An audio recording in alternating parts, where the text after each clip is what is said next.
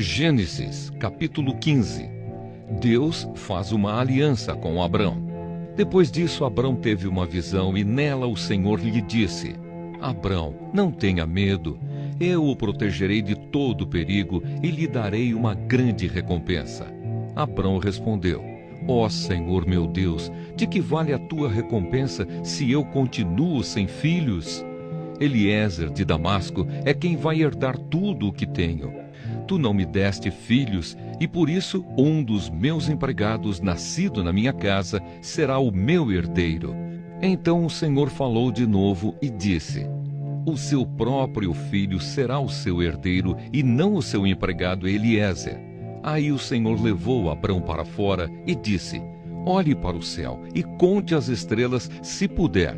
Pois bem, será esse o número dos seus descendentes. Abrão creu em Deus, o Senhor, e por isso o Senhor o aceitou. O Senhor disse também: Eu sou Deus, o Senhor. Eu o tirei da Babilônia, da cidade de Ur, a fim de lhe dar esta terra para ser sua propriedade. Ó Senhor meu Deus, disse Abrão, como posso ter certeza de que esta terra será minha? O Senhor respondeu: Traga para mim uma vaca, uma cabra e uma ovelha, todas de 3 anos, e também uma rolinha e um pombo. Abrão levou esses animais para o Senhor, cortou-os pelo meio e colocou as metades uma em frente à outra em 2 fileiras. Porém, as aves ele não cortou. Então os urubus começaram a descer sobre os animais mortos, mas Abrão os enxotava. Quando começou a anoitecer, Abrão caiu num sono profundo. De repente ficou com medo e o pavor tomou conta dele. Então o Senhor disse: Fique sabendo com certeza que os seus descendentes viverão num país estrangeiro. Ali serão escravos e serão maltratados durante 400 anos. Mas eu castigarei a nação que os escravizar. E os seus descendentes, Abrão, sairão livres, levando muitas riquezas. Você terá uma velhice abençoada, morrerá em paz, será sepultado e irá se reunir com os seus antepassados no mundo dos mortos. Depois de 4 gerações, os seus descendentes voltarão para cá, pois eu não expulsarei os amorreus até que eles se tornem tão maus que mereçam ser castigados. A noite caiu e veio a escuridão. De repente apareceu um braseiro que soltava fumaça e uma tocha de fogo. E o braseiro e a tocha passaram pelo meio dos animais partidos. Nessa mesma ocasião, o Senhor Deus fez uma aliança com Abrão. Ele disse: Prometo dar aos seus descendentes esta terra, desde a fronteira com o Egito até o rio Eufrates, incluindo as terras dos queneus, dos quenezeus, dos cadmoneus, dos heteus, dos perizeus, dos refaíns, dos amorreus, dos cananeus, dos gigaseus e dos jebuseus. Gênesis, capítulo 16. Agar e Ismael. Sarai, a mulher de Abrão, não lhe tinha dado filhos. Ela possuía uma escrava egípcia que se chamava Agar. Um dia, Sarai disse a Abrão: Já que o Senhor Deus não me deixa ter filhos, tenha relações com a minha escrava. Talvez assim, por meio dela, eu possa ter filhos.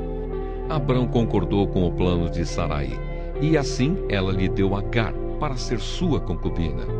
Isso aconteceu quando já fazia 10 anos que Abrão estava morando em Canaã.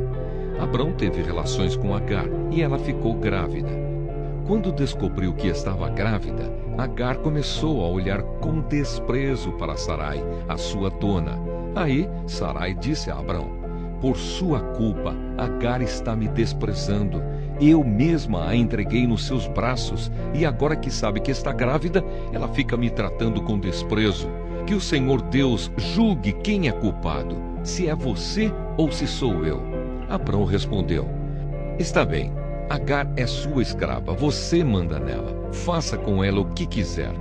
Aí Sarai começou a maltratá-la tanto que ela fugiu. Mas o anjo do Senhor a encontrou no deserto, perto de uma fonte que fica no caminho de Sur, e perguntou: Agar, escrava de Sarai, De onde você vem e para onde está indo? Estou fugindo da minha dona, respondeu ela. Então o anjo do Senhor deu a seguinte ordem: volte para sua dona e seja obediente a ela em tudo. E o anjo do Senhor disse também: eu farei com que o número dos seus descendentes seja grande. Eles serão tantos que ninguém poderá contá-los.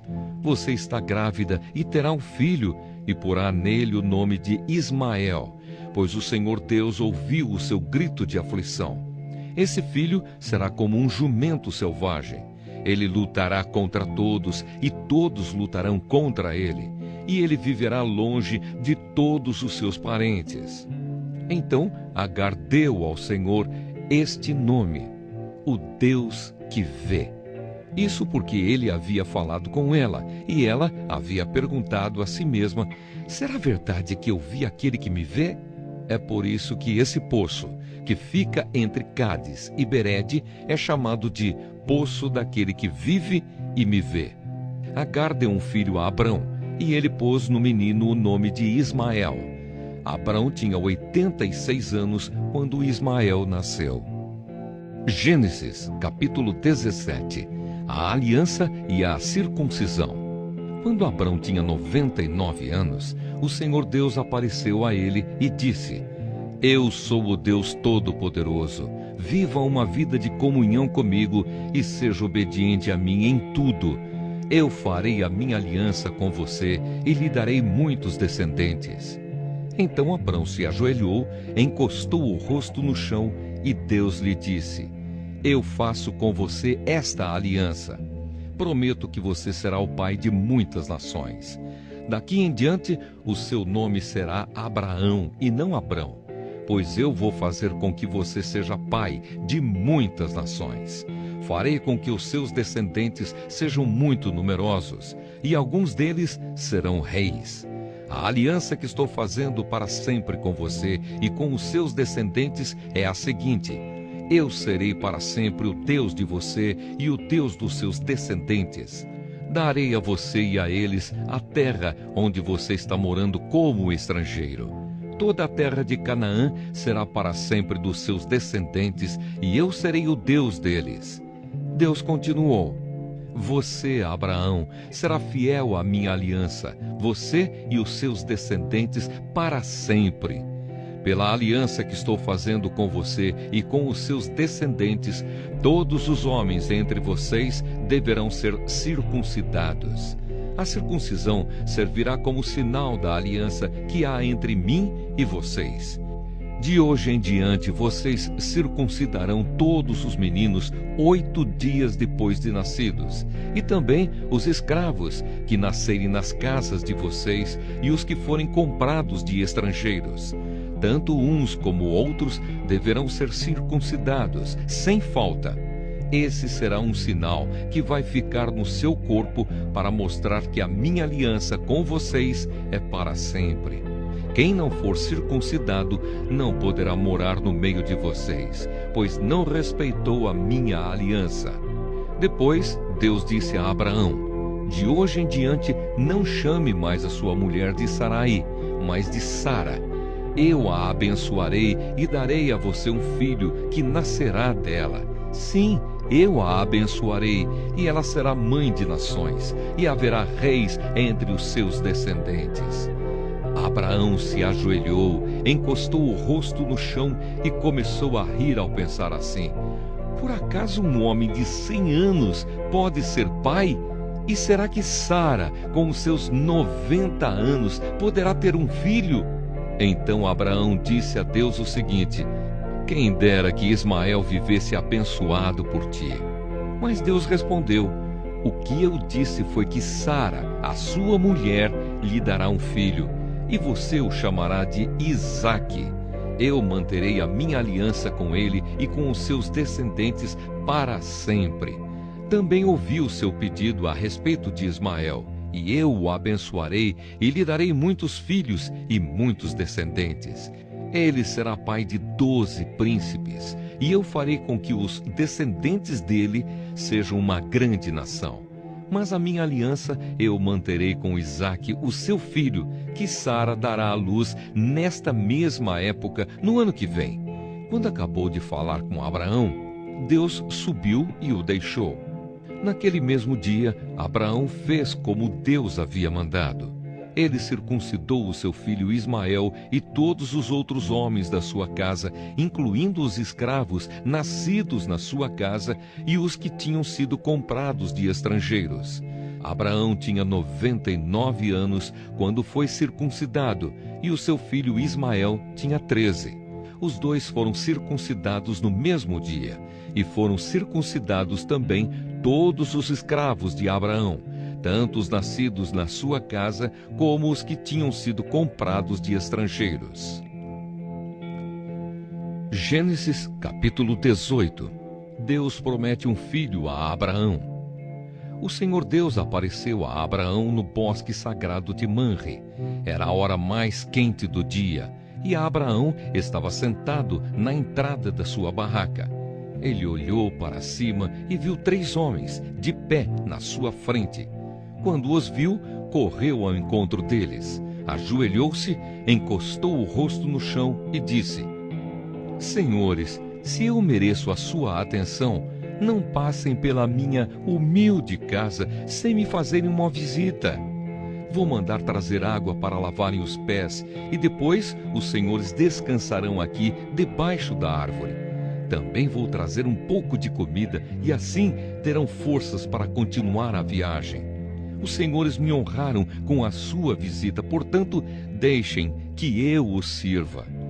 Eles responderam: Está bem, nós aceitamos.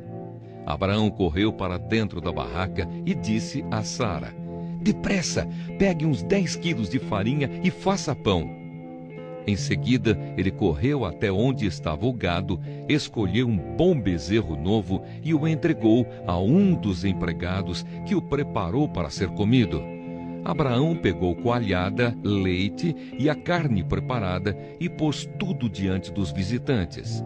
Ali, debaixo da árvore, ele mesmo serviu a comida e ficou olhando. Então eles perguntaram: Onde está Sara, a sua mulher? Está na barraca, respondeu Abraão. Um deles disse: No ano que vem eu virei visitá-lo outra vez, e nessa época Sara, a sua mulher, terá um filho. Sara estava atrás dele, na entrada da barraca, escutando a conversa. Abraão e Sara eram muito velhos, e Sara já havia passado da idade de ter filhos. Por isso, riu por dentro e pensou assim: Como poderei ter prazer sexual agora que eu e o meu senhor estamos velhos? Então o Senhor perguntou a Abraão: Por que Sara riu? Por que disse que está velha demais para ter um filho? Será que para o Senhor há alguma coisa impossível? Pois, como eu disse, no ano que vem virei visitá-lo outra vez, e nessa época Sara terá um filho. Ao escutar isso, Sara ficou com medo e quis negar. Eu não estava rindo, disse ela. Mas o Senhor respondeu: Não é verdade, você riu mesmo. Abraão pede em favor de Sodoma. Depois os visitantes se levantaram e foram para um lugar de onde podiam ver a cidade de Sodoma. E Abraão os acompanhou para lhes mostrar o caminho. Aí o Senhor Deus disse a si mesmo: Não vou esconder de Abraão o que pretendo fazer. Os seus descendentes se tornarão uma nação grande e poderosa, e por meio dele eu abençoarei todas as nações da terra. Eu o escolhi para que ele mande que os seus filhos e os seus descendentes obedeçam aos meus ensinamentos e façam o que é correto e justo. Se eles obedecerem, farei por Abraão tudo o que prometi. Aí o Senhor disse a Abraão: Há terríveis acusações contra Sodoma e Gomorra, e o pecado dos seus moradores é muito grave. Preciso descer até lá para ver se as acusações que tenho ouvido são verdadeiras ou não. Então 2 dos visitantes saíram, indo na direção de Sodoma. Porém, Abraão ficou ali com Deus, o Senhor. Abraão chegou um pouco mais perto e perguntou: será que vais destruir os bons junto com os maus? Talvez haja 50 pessoas direitas na cidade. Nesse caso, vais destruir a cidade? Será que não a perdoarias por amor aos 50 bons? Não é possível que mates os bons junto com os maus, como se todos tivessem cometido os mesmos pecados. Não faças isso. Tu és o juiz do mundo inteiro e por isso agirás com justiça. O Senhor Deus respondeu: se eu achar 50 pessoas direitas em Sodoma, perdoarei a cidade inteira por causa delas. Abraão voltou a dizer: perdoa o meu atrevimento de continuar falando contigo, pois tu és o Senhor e eu sou um simples mortal. Pode acontecer que haja apenas 45 pessoas direitas. Destruirás a cidade por causa dessa diferença de 5? Deus respondeu: se eu achar 45, não destruirei a cidade. Abraão continuou: e se houver somente 40 bons? Por amor a esses 40, não destruirei a cidade. Deus respondeu. Abraão disse: não fiques zangado comigo, Senhor, por eu continuar a falar. E se houver só 30? Deus respondeu: se houver 30, eu perdoarei a cidade. Abraão tornou a insistir: estou sendo atrevido, mas me perdoa, Senhor. E se houver somente 20? Por amor a esses 20, não destruirei a cidade. Deus respondeu. Finalmente, Abraão disse: não fiques zangado, Senhor, pois esta é a última vez que vou falar. E se houver só 10? Por causa desses 10, não destruirei a cidade. Deus respondeu. Quando o Senhor Deus acabou de falar com Abraão, ele foi embora e Abraão voltou para casa. Gênesis, capítulo 19. Sodoma, cidade de pecado. Estava anoitecendo quando os 2 anjos chegaram a Sodoma. Ló estava sentado perto do portão de entrada da cidade. Quando viu os anjos, levantou-se e foi recebê-los. Ajoelhou-se, encostou o rosto no chão e disse: Senhores, estou aqui para servi-los. Por favor, aceitem o meu convite e venham se hospedar na minha casa. Os senhores podem lavar os pés e passar a noite ali. Depois se levantarão bem cedo e continuarão a sua viagem. Eles disseram: Não, nós vamos passar a noite na praça. Mas Ló insistiu tanto que eles aceitaram e foram com ele para sua casa. Ló mandou preparar um bom jantar e assar pães sem fermento, e os visitantes jantaram. Mas antes que eles fossem dormir, todos os homens de Sodoma, tanto os moços como os velhos, cercaram a casa. Eles chamaram Ló e perguntaram: Onde estão os homens que entraram na sua casa esta noite?